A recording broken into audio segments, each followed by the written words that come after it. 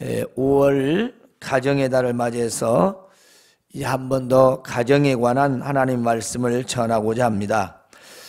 지난주에 행복한 가정을 위하여라고 했는데요. 오늘은 그 두 번째 시간으로서 소통의 가정을 만들어라. 소통의 가정을 만들어라. 지금 어떤 분은 사람들과 불통 때문에 지옥의 상황이 되었고요. 또 어떤 분은 사람들과 소통하는 모습 때문에 천국의 상황이 된 것 같습니다. 이것은 지극히 일반적이고 마땅한 행동과 말인데도 불구하고 많은 사람들이 놀라고 좋아하고 칭찬하는 모습을 우리가 TV를 통해서 보게 되죠. 왜 그럴까요? 사실 지금 우리 눈에 보이는 통치자의 모습은 특별한 것이 아니라 당연하고 일반적인 것이죠. 그럼에도 불구하고 사람들은 무슨 특별한 것을 보는 것처럼 느끼고 생각하는 것 같습니다. 그것은 이전에 통치자가 지금과 너무도 다른 모습을 보였기 때문인 것 같습니다. 다시 말하면 이전의 통치자는 너무도 비정상적인 모습이었길래 지금 일반적인 모습이 너무나도 특별한 모습으로 보여지는 거 아닌가 생각합니다.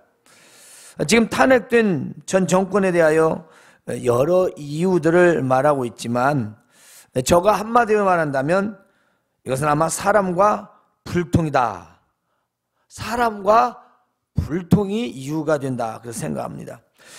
통치자와 국회와 그리고 국민과 불통이었기에 지금 비록 대통령 당선 허니문 기간이라 하지만 사람들은 사람과의 소통하는 모습에서 기뻐하고 좋아하는 것 같습니다. 그러면 이 소통이라고 하는 이 단어는 원적으로 무슨 뜻이 있을까요? 그렇습니다. 우리가 알다시피 영어로는 커뮤니케이션을 말하죠. 의사소통, 이것은 또 교통과 함께 했습니다. 소통, 교통. 그래서 이것을 원어로는 코이노니아. 그래서 서로 사귀고 교제하고 오고 가고 막힘이 없이 잘 통하는 그런 뜻에서 교통, 교제, 사귐, 함께 공유, 그리고 참여, 이런 뜻이 코이노니아인데 이 코이노니아에서 다시 그 윗단계로 가면 코이노노스라는 말에서 이 코이노니아라는 말이 나왔어요. 이것은 동업자, 동료, 친구라는 단어입니다. 그런데 그 뒤에 언어를 보면은 바로 코이노스라는 말이 나와요. 이 코이노스에서 코이노노스가 나오는데 이 말은 공통되다. 공통되다는 뜻이에요. 코이노스. 그런데 이 공통되다의 어미말이 되는 이 단어는 바로 쉰. 쉰. 50이 아니라 쉰. 이 쉰이라고 하는 단어에서 나왔는데요. 무슨 뜻이냐면 함께, 함께, 동참, 같이. 여기에서 시작된 언어라는 것입니다. 그러니까 우리가 지금 소통이라고 하는 단어, 교통이라고 하는 단어는 뭐냐면 함께라는 말에서 시작된 거예요. 이게 히브리어 헬라어 원에서 영어가 왔어요. 그러니까 소통하다, 교통하다. 자, 오늘 우리가 함께 읽은 이 말씀은 제가 일주일에 한 번씩 꼭 하는 내용이지요. 기억나세요? 언제 나오지요? 축도. 누가 축도라고 했어요? 예? 손 들어보세요. 사모님 빠지세요. 이런 때 실력을 알 수가 없잖아요. 참. 다른 분에게 양보를 하셔야지. 다른 분이 나도 알고 있는데 누가 티나게 그렇게 한다냐. 다 속으로 다 알아요. 그시잖아요. 그래, 그 축도예요. 축도. 축복하는 기도 내용입니다. 그 교통하심이 그 말이 소통이라 그 말씀입니다. 자, 여기서 소통은요, 교통과 같은 원어입니다. 한 단어지요. 그런데 소통이 꼭 말로만 된다는 것은 아닙니다. 말이 없어도 마음과 생각이 같을 때 소통할 수도 있습니다. 하지만 말과 행동이 통해야 진정한 소통이 될 수 있습니다. 만일 말은 잘하고 통하는 것 같은데 행동이 따르지 않으면 그것은 소통하는 것이라 말할 수 없겠지요. 소통은 말과 행동이 함께 통하는 것을 말합니다. 5월은 가정의 달입니다. 그래서 다시 한번 행복한 가정을 위한 메시지를 준비하였습니다. 그래서 소통의 가정을 만들어라입니다. 오늘 본문에서 주 예수 그리스도의 은혜와 하나님 아버지의 사랑하심과 성령의 교통하심이 너희 무리와 함께 있을지어다. 이 축복의 기도 내용이지요. 본문 말씀은 성삼위 하나님과 우리의 관계 그리고 축복의 선포를 말하고 있습니다. 이 성삼위 하나님과 교통하심은 성령께서 우리와 늘 함께 하시고 소통하시길 원하는 내용인 것입니다. 그런데 만일 성령 하나님과 불통하면 어떻게 되겠습니까? 그것은 가정에서 부모님과 자녀들의 불통과 같은 것입니다. 대화가 없고 또 대화가 힘들어지고 그러니까 속을 또 모르고 또 답답할 것입니다. 그리고 나중에는 말 안 듣는다고 소리 지르고 또 화를 내고 결국 부모와 자녀 사이는 단절이 되지요. 그래서 응? 아니? 알았어? 왜? 이 말밖에 할 말이 없는 거예요. 왜냐? 대답하지 않을 수는 없으니까. 그건 소통이 아니죠. 따라서 성령님과 불통관계가 멀어지고 이게 점점 이제 말씀이 들리지 않고 그리고 기도가 되지 않으며 신앙의 회의를 넣게 됩니다. 바로 성령 하나님과 불통이 되기 때문에 그렇습니다. 우리 친구 사이도 마찬가지 않습니까? 서로가 대화로 오가야지 서로 전화도 없고 문자도 주고받지 않고 카톡도 오가지 않으면 점점점 소원해지면서 관계가 멀어지는 것이 이건 사실 일반적인 거지요. 그래서 결국 성령 하나님과의 관계 속에서 멀어지면 신앙생활의 회의를 느끼면서 결국 교회와도 멀어지게 되는 것입니다. 교회와 멀어진다는 건 하나님과 멀어진다는 것입니다. 여러분, 성령 하나님과 늘 말씀과 기도를 통해서 교통하시기를 바랍니다. 오늘 우리는 가정에서 부부와 자녀들 사이에 얼마나 소통이 잘 되고 있을까요? 사실 가정에서 부부의 소통이 잘 되고 또 자녀와 부모가 소통이 잘 되면 어떤 큰 문제가 있어도 서로 상의하여 해결하며 행복하게 살 수 있습니다. 하지만 부부가 서로 소통이 안 되고 자녀들과 또 소통이 되지 않으면 그 가정은 반드시 문제를 가지고 살아갈 수밖에 없습니다. 따라서 행복이란 많은 이 사전에서 볼 수 있는 단어가 되고 많은 것이죠. 사실 우리나라 국민에게 행복하냐? 40%도 안 됩니다. 30% 중반도 안 됩니다. 개인적으로는 더 그렇습니다. 무엇이 행복인지도 잘 표현하지 못합니다. 우리 믿는 가정이 그랬어야 되겠습니까? 과연 우리 신앙인들은 가족들과 소통을 어떻게 이루할 것인가? 오늘 본문 말씀을 통해서 전하고자 합니다. 먼저는 부부의 소통입니다. 부부의 소통. 행복한 가정을 위하여 소통의 가정이 되어서는 부부가 서로 소통이 돼야죠. 오늘 이 말씀은 이미 결혼한 사람이나 앞으로 결혼해야 할 사람에게도 동일하게 적용됩니다. 꼭 기억하시기 바랍니다. 부부소통. 에베소서 5장 33절에 있는 말씀 보면 그러나 너희도 각각 자기의 아내 사랑하기를 자신같이 하고 아내도 남편을 존경하라. 특이하게 여기서는 남편에게 먼저 권고를 합니다. 물론 앞절에 보면 조금 다르게 나오지만 먼저 아내 사랑하기를 같이 하고 아내도 남편을 존경하라 그랬습니다. 부부가 아내가 남편에게 존경하고 남편이 아내를 자기 몸처럼 사랑한다면 이건 분명히 서로가 말하지 않아도 소통이 잘 되는 관계일 것입니다. 만일 소통이 되지 않는데 존경하거나 자기 몸처럼 사랑할 수는 없을 것입니다. 대화도 안 되는데 통하지도 않는데 뭘 내 몸처럼 사랑하고 뭘 남편을 존경하겠어요. 따라서 신앙인들의 가정생활에서 부부생활은 서로가 소통이 되어야 합니다. 그러므로 부부가 존경하고 사랑하려면 서로 대화가 필요한 것이죠.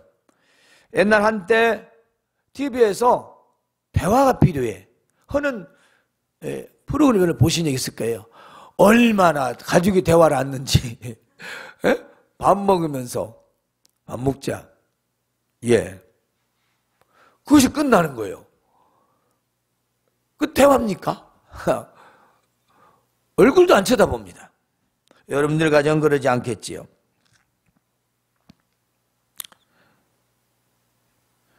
따라서 믿지 않는 자의 부부생활은요, 믿는 자의 지혜와 믿음이 필요합니다. 예를 들면 늘 기도하면서 대화를 해야 합니다. 믿지 않는 자는 늘 사람 중심이죠. 그리고 자기 중심입니다. 때문에 믿는 자의 말과 태도가 아주 중요합니다. 만일 믿지 않는 남편이 있다면 그 남편이 어떤 말을 하든지 믿는 아내가 늘 존경하는 언어를 사용해 보십시오. 세상에 어떤 남편이 싫어하겠습니까? 세상에 그런 남자는 아마 없을 겁니다. 하지만 부부가 되면 서로 격이 없어지고 허물도 보이지요. 그러다 또 남편이 하는 말이 신뢰가 없습니다. 가끔 말과 행동이 믿음지 못합니다. 게다가 거짓말도 하지요. 결국 따지다가 반말하다가 막말하다가 자존심 공격하고 심한 부부싸움, 갈등이 일어나는 게 사실입니다. 제가 요즘 잘 안 하는데 어색해요, 얘기하기가. 그랬더니 웃기고 멋쓰고 그래서 못해요. 근데 내가 몇 번 해봤더니 존경 쓰면서 욕할 수는 없잖아요. 존경하면서 막 화를 내겠어요? 웃기잖아요. 한번 생각해 보세요. 여보, 당신이 그럴 수 있겠습니까? 사람이 인격이 있죠. 왜 그렇게 하시는 거예요? 하다가 웃길 것 같아, 내가 생각해도. 그러니까 화를 내다가도 화를 낼 수 없는 상황이 될 것 같습니다. 여러분, 남편도 마찬가지지만 우리 부부간에 존경을 씁시다. 한번 믿지 않는 남편에게 여러분이 계속 존경을 써보세요. 그 남편이 어떻게 되는가?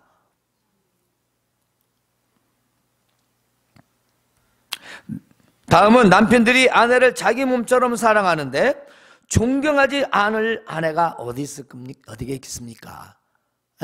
남편이 자기를 자기 몸처럼 사랑하는데 누가 존경하지 않겠어요? 아마 없을 겁니다. 그런데 자기는 아프면 병원에 약에 보약에 건강식품에 다 먹으면서 아내가 아프면 어디가 아프냐고 묻지도 않는 남편분들도 있다고 합니다. 진짜예요. 이런 분은 아마 죽을 때까지 아내에게 존경받기는 어려울 것 같습니다. 자기만 아는 남편 역시 아내와 소통이 될 수 없습니다. 그러므로 아내는 남편을 존경하고 남편은 아내를 자기 몸처럼 사랑할 때 진정한 소통이 될 수 있습니다. 그러므로 남편은 아내를 자기 몸처럼 사랑하시길 바랍니다. 결혼하지 않은 분들도 명심하세요. 공경받고 싶으면, 존경받고 싶으면 아내를 자기 몸처럼 사랑하시고 또 아내도 자기 몸처럼 사랑받고 싶으면 남편을 존경하면 됩니다. 그리고 특별히 믿지 않는 자와의 그런 관계는 이 말, 언어, 정말 여러분들이 예로 시작해서 예로 끝내보세요. 여러분 욕하다가도 민망해서 못할 겁니다. 계속 그러세요. 예, 알았어요. 그런데요, 얘하고 계속 해보세요. 아마 상대방이 염치가 없을 거예요. 날마다 그러면. 안 그러겠습니까? 당연한 겁니다. 그리고 남편들은 아내가 조금만 아파도 자기 몸처럼 아껴주게 보세요. 세상에 그 남편을 존경하지 않을 아내는 세상에 없을 겁니다. 두 번째의 소통은 부모와 자녀의 소통입니다. 부부간에 잘 대화하고 소통하고, 다음은 부모와 자녀의 소통이죠. 에베소서 6장 4절에 보면 아비들아 너희 자녀를 노엽게 하지 말고 오직 주의 교훈과 훈계로 양육하라 하는 말씀이 있습니다. 부모의 대표는 아버지입니다. 물론 아버지 안 계시면 어머니가 대표지요. 아버지들이 자녀들을 노엽게 한다는 것은 자녀들에게 분노하거나 성나게 한다는 것입니다. 그러니까 어떤 일이나 말에서나 자녀들의 감정을 건드리지 말라는 것이죠. 그 잘못된 것만 말해야지. 대개 부모들은 이러지 않습니까? 화가 나면 자식들의 자존심을 건드는 말과 비교를 하면서 너는 누구를 닮아서 그 모양이고? 둘 중에 하나 닮은 그 자식 어디서 그야말로 다리 밑에서 주워왔나요? 근데 너는 누굴 닮아서 그 모양이라고 합니다. 그리고 누구 반만 따라가면 좋겠다고 합니다. 그러면서 꾸지라고 나무라죠. 다 싫어거든요. 그 잘못된 것만 말하면 되는 거죠. 잘못된 것만. 만약 자녀들이 성품이 좋아서 잘 참으면 좋겠지만 되게 가슴에 상처로 남게 된답니다. 때문에 자존심 상하게 하는 말이나 폭언을 하지 말고 오직 주의 교양과 훈계로 양육하라고 하십니다. 주의 교양은 성경적 교양을 말합니다.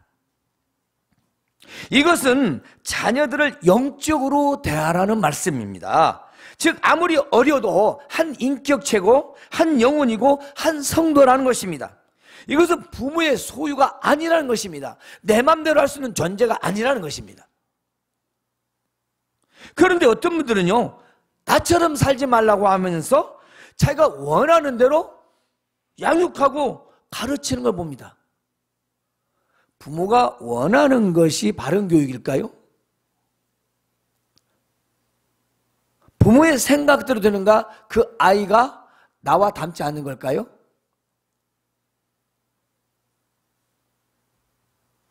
닮지 말라고도 부모는 닮습니다. 그런데 단지 내 마음에 들지 않는다고 해서 그건 못하게 하고 자기 마음에 드는 대로 하면 그 아이는 지금 말은 듣는 것 같지만 나중은 붕어빵입니다. 똑같습니다. 제가 TV에서 한 프로그램을 봤어요. 아버지가 하는 것이 그렇게 싫었대요. 술도 잡수고 일 좋아하고 하지 말라고 해도. 그런데 자기가 50이 모습인데 TV 직접 봤어요. 잠자는 것도 똑같이 벌써 한 다리 딱 올리는 거 자고 이번에 살짝 똑같고 하는 것도 똑같고 술도 여전히 먹고 있고 자기도 똑같더래요. 50이 넘었는데도. 하지 말라고 해도 그 나쁜 건 닮지 마세요. 이렇게 자기가 원하는 대로 교육하면 그 자녀는 조금 지나면 꼭 붕어빵같이 자기 같은 사람이 되어 있을 겁니다. 따라서 자식을 내가 원하는 대로 가르치고 양육하는 것이 아니라 오직 말씀을 따라 영적으로 교육하고 훈계하고 키우라는 것입니다. 그리고 자녀들에게 부모와 형제와 가족의 예의와 도덕과 윤리를 가르쳐야 합니다. 방법은 하나님 말씀에 다 기록되어 있습니다. 예배의 시간에 설교를 통해서도 전해드리고 있습니다. 오늘 믿는 자들이, 부모들 가진 자녀들 교육이 너무 잘해요. 어른을 봐도 정식으로 인사를 하지 않는가 하면 불러도 왜라고 물어봅니다. 왜? 아니 부모가 자식을 부르는데 왜가 이게 되는 말입니까? 어떤 분들은 목사님 불러도 왜? 아니 목사님 뭐 대다 때리기를 하겠어요? 아니면 무슨 돈을 빼앗겠어요? 그러면 왜? 왜요라는 말을 나는 왜 하는지는 모르겠어요. 아 이거 목사님 가치가 마이너스구나. 집에서 부모들이 아마도 왜라고 할 거예요. 아마 별 의미 없이 아니면 자기가 좀 먼 시간이 안 맞으니까 그렇게 대답할 수 있겠지만 사실 왜라고 하는 말은 좀 그 듣기에 따라서는 약간 반항으로 들리거든요. 그렇지 않습니까? 그런데 우리가 자녀들의 이런 하나하나의 인사, 예법, 어른을 공경하는 것, 이걸 가르치지 않는 것 같아요. 뭔 소통이 되겠어요. 어른들 오면 와서 인사하고 용돈 주면 감사하다고 하고 이거 하나님 거야 10분의 1 떼어놓고 그리고 나갈 때 나와서 인사하고 안 하면 혼내고 아이 그래 나도 이게 어른이 왔다 가도 누가 왔다 가도 잠을 자고 일어나지도 않고 누가 왔다 가는가도 모르고 이런 일반적인 예의도 사실은 우리 믿는 사람은요 안 믿는 사람보다 더 잘해야 됩니다. 그게 부모의 소통에서 오는 거지요. 따라서 자녀들의 잘못된 것을 보았을 때 우리는 심한 분노와 화를 누르고 반드시 하나님의 말씀과 믿음의 말로 훈계하고 가르쳐야 합니다. 물론 어떤 경우에는 뭐 넘어갈 수도 있겠죠. 또 어떤 경우에는 회초리가 필요할 때도 있습니다. 오히려 잠언에서는요 자식이 잘못했을 때 회초리를 징계하는 것이 그 아이를 지혜롭게 한다고 말씀하고 있습니다. 마지막 자녀들을 위하여 늘 기도하시기를 바랍니다.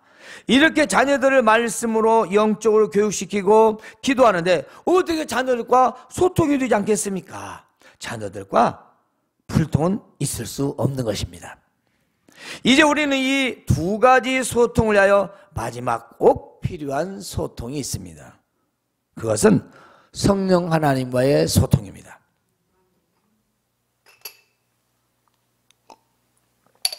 우리는 성부, 성자, 성령 하나님을 한 하나님으로 믿고 부르고 있습니다. 그래서 하나님, 아버지, 그러면 그 안에는 성부, 성자, 성령이 사실은 다 내포되어 있는 거죠. 따라서 성령 하나님의 교통하심은 필수입니다. 사실 성경적으로 성령 하나님은요 우리와 가장 밀접해 계시고 내 안에 계시며 나를 늘 터치하시고 나를 간섭하시는 하나님이 사실 신학적으로는 성령 하나님이십니다. 뗄 수 없는 관계지만 분리되지 않지만 우리가 또 분리를 생각한다면 성령 하나님만큼 밀접한 관계가 없죠. 하나님 아버지는 보좌에 계시고 그리스도는 보좌 우편에 계시며 성령 하나님은 우리 안에 계시며 내 안에 계셔서 우리로 하여금 교통교제케 하신다는 것입니다. 함께 대화하고 싶다는 것입니다. 함께 말하고 싶다는 것입니다. 네 생각을 알고 싶다는 것입니다. 네가 원하는지 뭔지 알고 싶다는 것입니다. 네가 잘못하는 걸 깨닫게 해주시겠다는 것입니다. 바른 길로 인도해 주신다는 것입니다. 내가 너를 보호해 주시겠다는 것입니다. 누가? 성령 하나님께서 말입니다.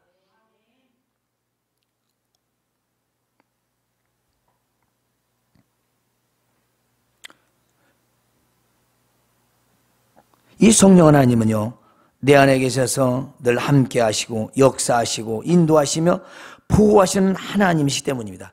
그리고 믿는 자 안에서 늘 함께 하시기 때문에 성령 하나님과 늘 교제하고 교통하시길 바랍니다. 즉 소통입니다. 따라서 먼저 우리가 이 성령 하나님과 소통해서 먼저는 예배 생활이 잘 되어야 합니다. 예배 생활이 잘 되어야 됩니다. 예배는요 지상에서 최고의 영광을 하나님께 올려드리는 것입니다. 그런데 이 예배의 중요한 것은요 성삼위 하나님과 우리와 즉 개인적으로는 나와 만나는 시간이기 때문인 것입니다. 공식적인 만남입니다. 그러므로 예배는 하나님과 커뮤니케이션 즉 교통이 소통이 거의 논의화가 된다는 것입니다. 지금 예배를 통해서 지금 성령 하나님과 내 안에서 말씀을 통해 들어가면 아멘으로 받아들이고 아멘 가운데 마음에 새기면서 또 다시 또 아멘하고 마음을 쏟고 정성을 쏟아서 지금 하나님의 말씀을 내 안에 차곡차곡 잘 받아들일 때 우리는 교통교제가 되는 것입니다.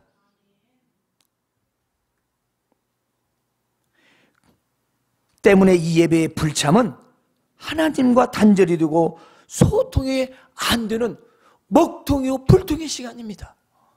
여러분 휴대폰 잠깐만 안 되면 난리가 납니다. 그러죠? 근데 저희 집은 좀 다른 것 같아요. 전화가 없어도 냅싸도 서울 가도 냅싸도 깎아보면 또 전화 다시 하겠지. 저희 집은 좀 특별한 것 같아요. 근데 대부분 전화기가 불통이 되면 난리가 납니다. 전화국에, 통신사에, 서비스 센터로. 왜 그러죠? 불통. 근데 성령 하나님과 불통이 돼도 괜찮겠습니까? 예배를 통해서 하나님 안 만나셔도 괜찮습니까? 그러지 않겠죠. 만일 하나님과 소통이 되지 않으면 부부끼리도요 서로 속이고 말합니다. 소통이 되지 않습니다. 자녀들도요 겉으로는 잘 통하는 것 같지만 속은 다 숨기고 말하고 행동합니다. 왜냐하면 성령 하나님의 역사를 내 안에서 인정하지 않기 때문에 양심도 가리우고 생각도 가리우고 나 편리한 대로 말하는 겁니다. 부모가 믿을 수 있게만 말하면 되는 거니까요. 하지만요 부모들 잘 아십니다. 말 안 해서 그렇지 느낌으로 딱 잡죠. 이 주부 9단 이상 10년 이상 되고 20년 되면 애 뒷국지만 봐도 오늘 저게 무슨 말을 만나러 가는지 기집애를 만나러 가는지 딱 안되잖아요. 갔다 와서 아빠 할 때 이것이 무슨 말을 만났는지 여자친구를 만났는지 말 안 해 딱 알면서도 그래? 그래요? 그럼 안 되잖아요. 왜냐? 안 들으니까 자기들이 상관한다 간섭한다. 제가 이제 17년 해보니까 그런 것 같아요. 성도들을 아니가 자꾸 간섭 못하니까 속은 시원하던데 듣진 않더라고요. 말하면 속이 터지고 답답해서 이걸 어떻게 가 고민, 기도, 갈등, 기도를 열심히 하고 참습니다. 저도. 근데 내 자신이 봐도 지금 한번 왕창 해야 되는데 하는 생각이 있어도 사실 저도 참아요. 왜냐? 뭐 설교 시간에 또 이렇게 전달도 하고 있고 또 기도하고 있으니까 또 성령 하나님이 교통해 주실 줄로 믿고 저는 가급적 최선을 다해서 참고 있습니다.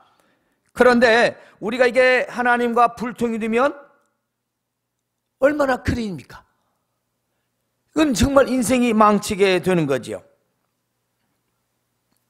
따라서 믿는 자는 누구나 하나님과 소통을 할 때 진정한 가족들의 소통이 될 수 있다는 것입니다. 그러므로 성령 하나님과 소통은 정말 중요하고 너무도 중요한 소통인 것이죠. 따라서 이 예배를 통하여 하나님과 공식적인 만남의 시간을 자주 갖는 것이 진정한 소통이 되는 것입니다. 하나님과 소통이 원활할 때 우리의 삶 속에서 성령 하나님과 소통이 잘 되는 것은 너무 당연한 것입니다. 따라서 하나님과 만남이 있는 곳, 그 만남이 있는 곳에 소통이 있다는 걸 기억하시기 바랍니다. 다음은 하나님의 말씀을 잘 듣고 아멘할 때 소통하는 것입니다. 아멘은요 하나님 말씀에 대한 나의 대답입니다. 물론 속으로도 할 수 있지만 입술로 말하는 것이 하나님에 대한 경외심인 것입니다. 부모가 자녀에게 무슨 말을 하는데 대답을 안 하면 뭐라고 합니까? 여러분은 가만히 있습니까? 너 왜 대답 안 해? 대답해. 기어이 대답 듣잖아요? 아마 나무랄 겁니다. 얼른 대답하지 않고 뭘 하냐고. 그런데 하나님 말씀을 전합니다. 하나님 말씀을 전하는데 아멘을 안 한다면 그걸 어떻게 알겠습니까? 따라서 한번 해봅시다. 아멘. 안 내, 두려만 안 해. 따라서 한번 해봅시다. 아멘. 왜냐? 저 뒤에 두 분 박찬희, 신광철 아멘. 다시 한번 더 해봐. 아멘.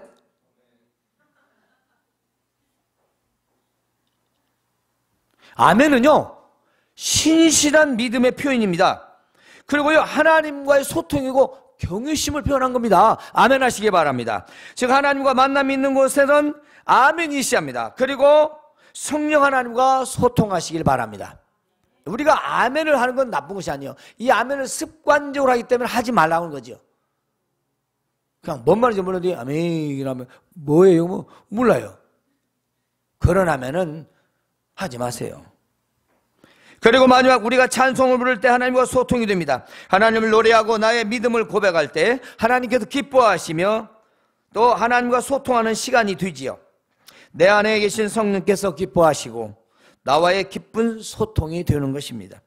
우리가 찬송을 부를 때 보좌에서 하나님께서 기쁘게 받으시며 내 안에 성령 하나님께서 기쁘게 받으시고, 그러니까 얼마나 나도 기쁘고 교통이 잘 되겠습니까? 때문에 어떤 일이든지 즐겁고 어떤 어려운 일에서도 지혜를 생각나게 하시고 도와주시는 것입니다.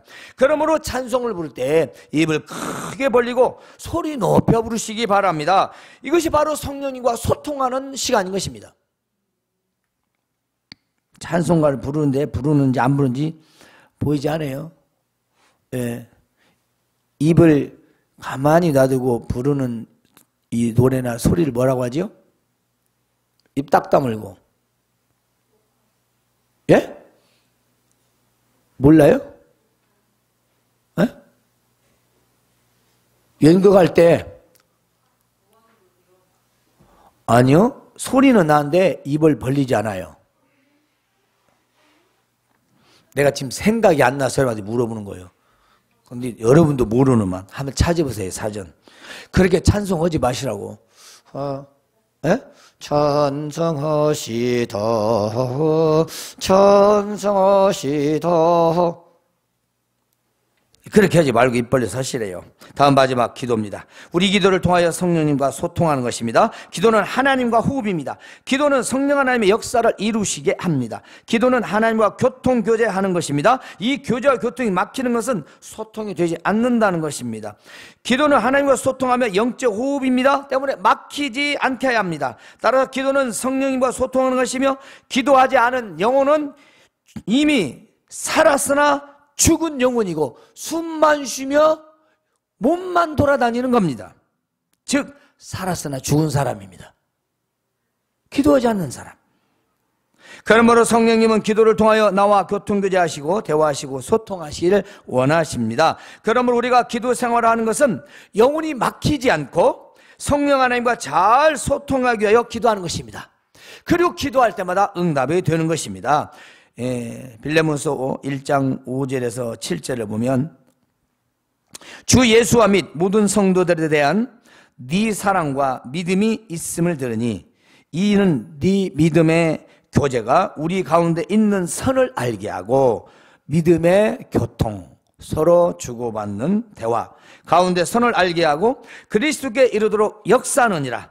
대저 패역한 자는 여호와께서 미워하시나 정직한 신실한 자에게는 그의 교통하심이 있으며, 라고 잠언 3장 32절에 말씀하고 있습니다. 그렇습니다. 믿음이 신실한 교통은요, 하나님께서 교통하신답니다. 그러므로 행복한 가정을 위하여 먼저 부부가 서로 소통해야 합니다. 그것은 아내는 남편을 존경하고 남편은 아내를 자기 몸처럼 사랑하는 것입니다. 다음은 부모와 자녀의 소통을 말합니다. 그것은 자녀는 주 안에서 부모에게 순종하시고, 부모는 자녀를 감정을 건드려 분노하게 하지 말고 오직 죄의 말씀과 그리고 기도로, 그리고 영적 교육과 양육을 하는 것입니다.